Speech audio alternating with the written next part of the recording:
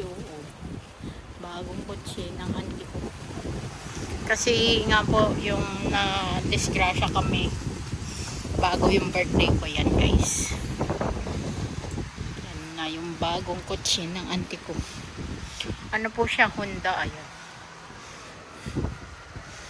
Honda po siya guys. Yan o. HRV. Yan. Bagong kotse ng auntie ko.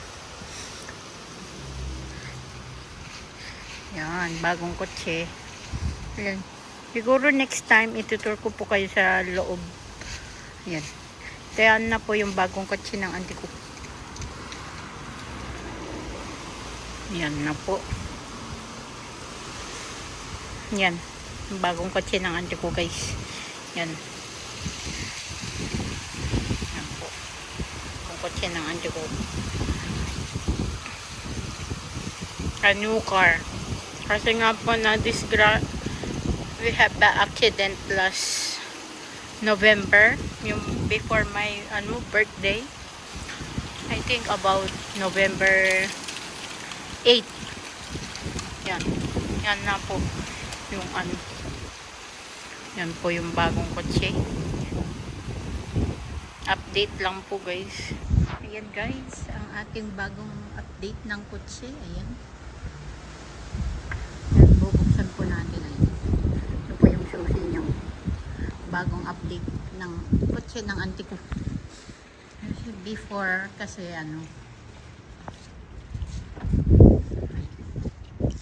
nyo po, itur ko po kayo. Ayan.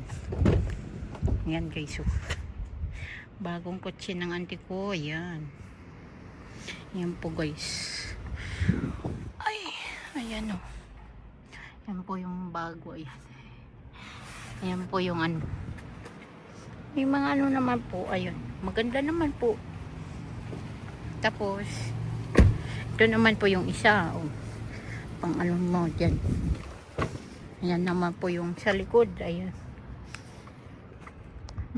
Siya maganda guys. Ayan. Very comfortable. Ayan po. Tapos pwede nyo po din po siyang ibaba. Ayan, ganun.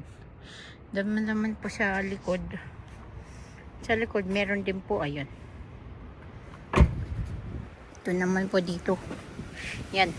Yan. Yan, ganyan naman din po siya. Oh. Ayan. Ganyan po. Diba, ang ganda guys. Ayan po yung likod niya. Tapos pwede nyo po siyang ibaba kung gusto nyo.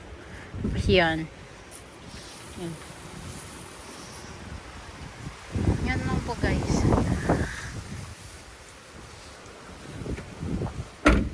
Ayan. Yan yung likod.